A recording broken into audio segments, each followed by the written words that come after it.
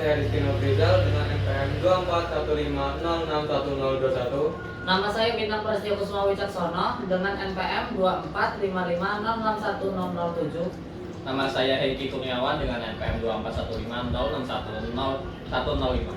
Nama saya Farhan Noval Azmi dengan NPM 2415061111. Nama saya Valeria Rizky dengan NPM 2415061046.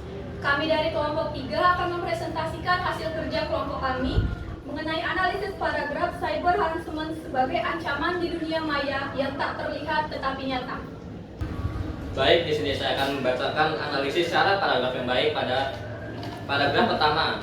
Di bagian kesatuan, apakah paragraf ini memiliki satu gagasan utama? Jelaskan. Ya, paragraf pertama memiliki satu gagasan, yakni pengertian dari cyber harassment. Gagasan tersebut menjadi dasar pengembangan paragraf pertama. Yang kedua, bagian kepaduan. Apakah kalimat-kalimatnya saling terhubung secara logis? Jelaskan. Ya, kalimat paragraf dikatakan baik apabila gagasan utamanya, tunggal serta kalimat-kalimat di dalamnya terjalin secara logis, sehingga kalimat di dalam paragraf akan terpadu dan berkaitan satu sama lain. Bagian ketiga, kelengkapan. Apakah informasi yang sudah disajikan sudah memadai untuk memahami gagasan utama? Jelaskan. Sudah, karena sudah terdiri dari atas satu kalimat utuh yang berdiri sendiri dan tersusun atas topik permasalahan utama yang dipelajari lebih lanjut. Lalu analisis teknik pengembangan paragraf di bagian paragraf pertama, yaitu di teknik pengembangan. Di teknik pengembangan menggunakan pengembangan paragraf klasifikasi. Dalam paragraf ini istilah cyber harassment atau pelecehan cyber didefinisikan sebagai bentuk kekerasan yang terjadi di dunia maya menggunakan teknologi digital.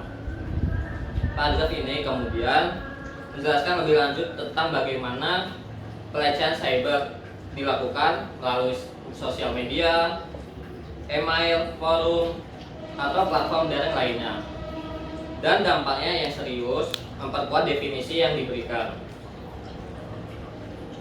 Baik, di sini saya akan menjelaskan mengenai paragraf 2. Yang pertama itu adalah dari kesatuannya. Paragraf 2 tidak memiliki kesatuan karena paragraf 2 ini memiliki dua gagasan utama. Yang kedua, dari kepaduannya. Apakah kalimat-kalimat di paragraf 2 itu saling terhubung secara logis? Jelaskan. Kalimat-kalimat pada paragraf 2 tidak saling terhubung karena membahas topik yang berbeda. Karena kalimat kedua dan seterusnya tidak berhubungan dengan gagasan utamanya. Gagasan utama pada paragraf 2 yang terletak di kalimat pertama membahas mengenai bentuk-bentuk dari cyber harassment. Bentuk-bentuk dari cyber harassment. Ini yang di kalimat pertamanya. Sedangkan di kalimat selanjutnya itu membahas penyebab pelaku cyber harassment melakukan aksinya. Jadi paragraf 2 ini tidak memiliki kepaduan dan tidak logis karena tidak saling berhubungan. Oke.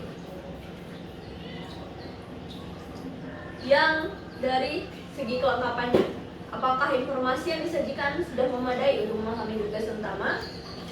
Jawabannya tidak, karena paragraf 2 tidak ada gagasan utama. Tidak ada satu gagasan utama ya lebih tepatnya. Jadi untuk kalimat-kalimat selanjutnya itu tidak mendukung ke gagasan utamanya karena tidak saling berhubungan. Jadi paragraf 2 tidak memiliki kelengkapan. Selanjutnya, teknik pengembangan di paragraf kedua ini digunakan. Paragraf 2 ada dua karena membahas dua topik yang berbeda. Jadi teknik pengembangannya itu ada dua ya, karena membahas dua topik yang berbeda. Yang pertama itu membahas tentang bentuk-bentuk dari cyber harassment dengan teknik pengembangannya generalisasi ke spesifik, atau biasa kita tahunya umum ke khusus. Yang kedua itu membahas tentang penyebab pelaku cyber harassment. Penyebab pelaku cyber harassment melakukan aksinya dengan teknik pengembangan kausalitas. Kausalitas itu adalah teknik pengembangan sebab akibat.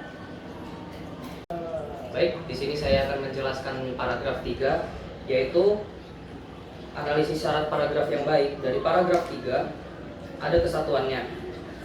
Jadi kesatuan dari paragraf 3 itu dampak dari cyber harassment itu terpampang jelas di paragraf 3. Jadi paragraf 3 memiliki kesatuan. Lalu yang poin kedua adalah kepaduan. Kalimat-kalimat yang ada di paragraf 3 saling berhubungan dan saling mendukung secara logis. Jadi oleh karena itu, paragraf 3 kalimatnya padu. Lalu bagian ketiga adalah kelengkapan. Paragraf 3 kelengkapannya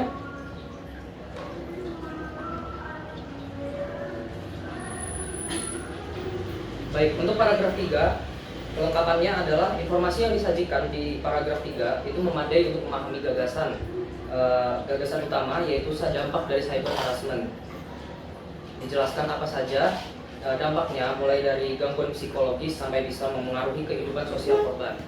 Oleh karena itu, paragraf 3 kelengkapannya ada.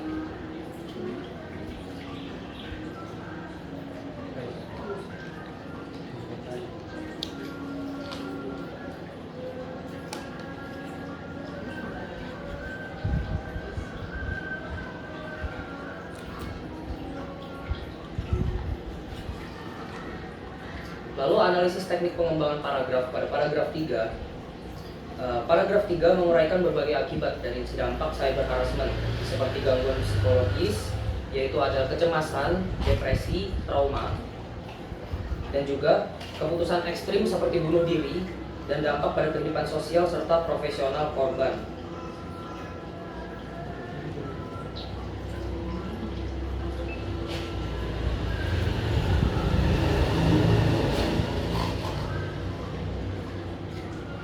Baik, sekian yang saya jelaskan. Oke, saya di sini akan menjelaskan analisis dari paragraf keempat. Bagian pertama itu kesatuan. Dalam gagasan ini memiliki satu gagasan utama, yakni kelompok yang paling rentan terhadap cyber harassment. Gagasan tersebut menjadi gagasan pengembang dalam paragraf keempat. Bagian kedua ini kepaduan. Kepaduan kalimat-kalimat di paragraf keempat ini terjalin secara logis dikarenakan mereka memiliki satu gagasan yang menjadi dasar mereka. Bagian ketiga ini kelengkapan. Informasi yang disampaikan dalam kelengkapan ini sudah sangat lengkap karena dia tersusun oleh permasalahan yang dirinci secara lebih lanjut. Untuk teknik pengembangan di paragraf keempat ini teknik pengembangan yang menggunakan pertentangan dan perbandingan, karena di paragraf keempat ini mereka menunjukkan manfaat dan juga dampak dari media sosial yang digunakan oleh para remaja tersebut. Baik, di sini saya akan menjelaskan analisis dari paragraf kelima. Pada bagian kesatuan, paragraf kelima ini hanya memiliki satu gagasan utama, yaitu tantangan penegakan hukum cyber harassment. Pada bagian kepaduan, pada paragraf kelima ini saling berhubungan dan sangat logis karena pembahasan gagasan utamanya saling mendukung. Jadi, paragraf kelima ini memiliki kepaduan dan logis. Pada bagian kelengkapan, informasi yang disajikan pada paragraf kelima sangat memadai untuk memahami gagasan utama, yaitu tantangan menegakkan hukum cyber harassment. Kalimat-kalimat selanjutnya membahas dari korban yang takut melapor dan anonimitas pelaku yang menjadi kendala. Selanjutnya, teknik pengembangan yang dipakai di paragraf kelima ini adalah pemerincian dan kausalitas atau pemerincian dan sebab akibat. Pada paragraf kelima, pemerinciannya itu terletak pada faktor-faktor yang menjadi kendala dalam penegakan hukum, yaitu banyak korban yang enggan melapor karena takut anonimitas pelaku. Dan untuk bagian kausalitasnya itu mulai dari faktor-faktor sekaligus menjadi penyebab dari terkendalanya penegakan hukum terhadap cyber harassment dan akibatnya tantangan untuk menegakkan hukum tetap besar. Kali ini saya akan menjelaskan tentang paragraf ke-6. Yang pertama, kesatuan. Apakah paragraf ini memiliki satu gagasan yang utama?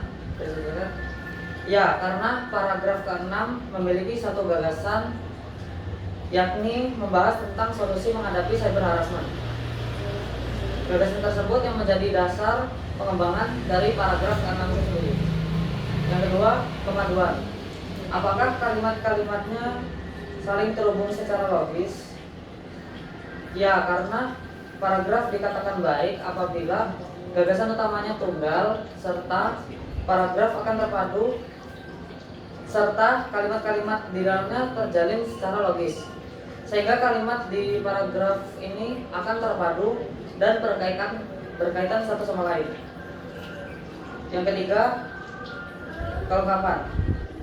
Apakah informasi yang disajikan sudah memadai untuk memahami gagasan utama? Informasi yang disajikan ini sudah memadai karena sudah terdiri atas satu kalimat utuh yang berdiri sendiri dan tersusun atas topik permasalahan utama yang diperjelas secara lanjut. Lanjut ke analisis teknik pengembangan paragraf. Untuk paragraf ke-6, teknik pengembangan. Teknik pengembangan yang digunakan pada paragraf ke-6 adalah generalisasi ke spesifik karena menjelaskan tentang cara menghadapi cyber harassment. Oke, kita lanjut ke paragraf 7. Kita scroll lagi ke atas. Nah, di paragraf 7 ini untuk kesatuan, apakah ada kesatuannya? Paragraf 7 itu memiliki satu gagasan utama. Paragraf 7 memiliki satu gagasan utama, yaitu peran penyedia platform digital. Ini ya, gagasan utamanya paragraf 7 itu ini. Peran penyedia platform digital dalam mencegah dan menangani cyber harassment. Jadi karena memiliki satu gagasan utama, paragraf 7 itu memiliki kesatuan. Nah, kita lihat dari segi kepaduannya. Apakah kalimat-kalimat yang ada di paragraf 7 terhubung secara logis? Kalimat-kalimat yang ada di paragraf 7 saling berhubungan yang mendukung pembahasan pada gagasan utama. Jadi paragraf 7 memiliki kepaduan dan logis. Terus untuk kelengkapannya, apakah informasi yang disajikan sudah memadai untuk memahami gagasan utama? Informasi yang disajikan pada paragraf 7 memadai untuk memahami gagasan utamanya. Gagasan utamanya itu peran penyedia platform digital dalam mencegah dan menangani cyber harassment. Dan kalimat-kalimat selanjutnya itu membahas peningkatan sistem laporan pada platform digital. Kita akan membahas mengenai pengembangan teknik yang digunakan pada paragraf 7 ini. Pada paragraf 7, teknik pengembangannya menggunakan teknik pengembangan klasifikasi dan deskripsi. Ada dua ya. Paragraf ini mengidentifikasi dan mengorganisasi berbagai elemen atau aspek dari topik utama ke dalam kategori-kategori yang terpisah, serta memberikan penjelasan terperinci tentang masing-masing kategori. Selanjutnya, paragraf terakhir yaitu paragraf 8. Untuk bagian kesatuan, paragraf ini memiliki satu gagasan utama, yaitu membahas tentang kerjasama dari berbagai kalangan untuk menegakkan hukum. Selanjutnya, untuk di bagian kepaduan, kalimat ini sudah terhubung secara logis karena hanya berfokus pada satu gagasan utama yang tadi kita bahas, yaitu tentang kerjasama dari berbagai kalangan untuk menegakkan hukum. Sehingga kalimat di dalam paragraf 8 ini akan terpadu dan berkaitan satu sama lain karena mereka berhubungan pada satu gagasan utama. Untuk pada bagian kelengkapan, informasi yang disajikan sudah memadai karena sudah terdiri atas satu kalimat utuh yang berdiri sendiri dan tersusun atas topik permasalahan utama yang diperjelas lebih lanjut dari pembahasan si gagasan utama yang tadi. Untuk teknik pengembangan yang dipakai di paragraf 8 yaitu kita menggunakan teknik pengembangan generalisasi ke spesifik. Yang awalnya membahas tentang kerjasama, lanjut dijabarkan sampai dari berbagai kalangan dalam menegakkan hukum. Sekian presentasi dari kelompok kami. Jika ada salah kata kami mohon maaf. Kami akhiri. Wassalamualaikum warahmatullahi wabarakatuh.